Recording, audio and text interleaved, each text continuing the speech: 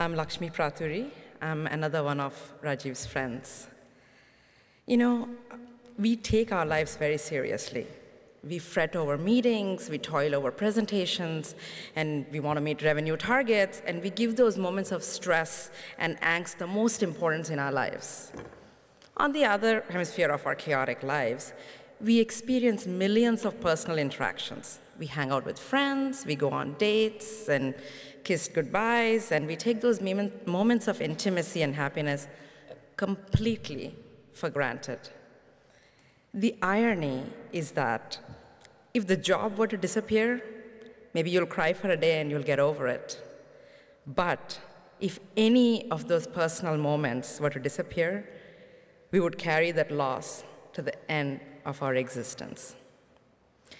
My moments together with Rajiv had that casual air we often develop with friends with whom we plan to grow old together.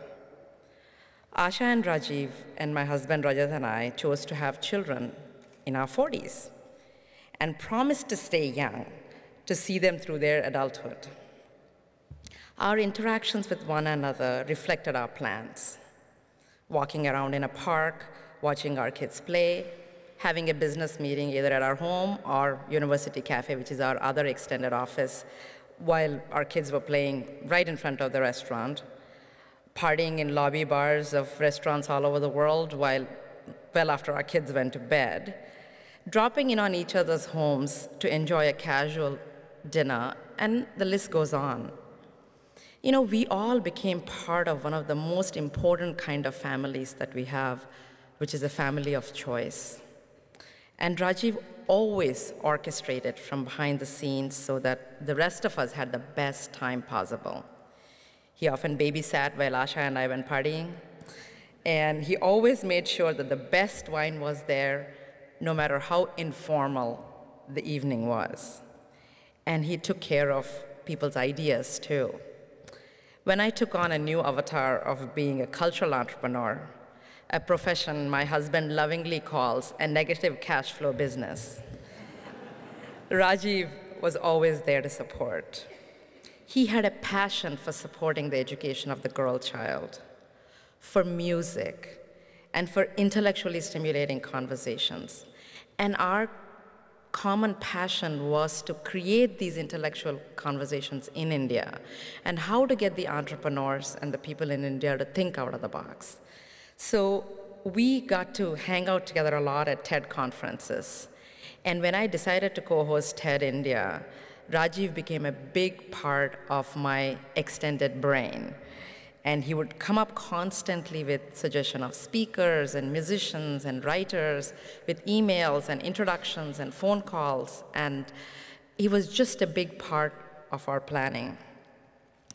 And we are 38 days away from TED India, and we are celebrating it in memory of Rajiv. We're all going to be together in Mysore, and I'm going to miss him deeply, but I know he's going to be right there, making sure that everything goes just fine. And I welcome one and all of you to join anything and everything Rajiv was involved in one way or the other.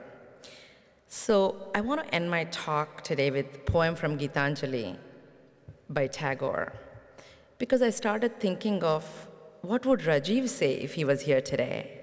How would he bid his farewell? And I think this is what he would say. I was not aware of the moment when I first crossed the threshold of this life. What was the power that made me open out into this vast mystery like a bud in the forest at midnight?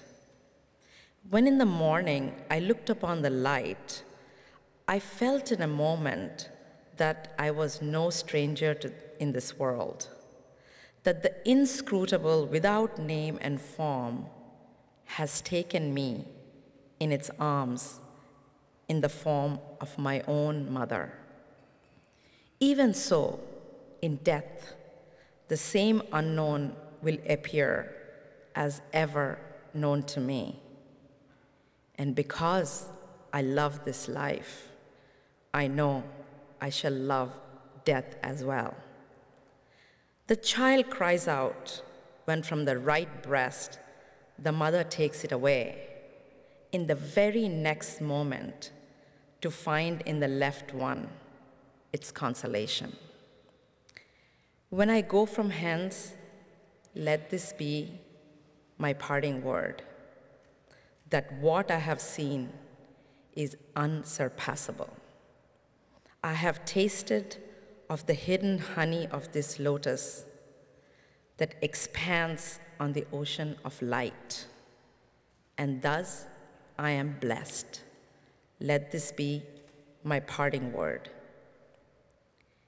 In this playhouse of infinite forms, I have had my play, and here have I caught sight of him that is formless.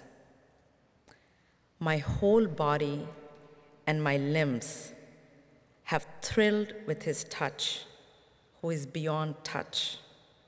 And if the end comes here, let it come. Let this be my parting word.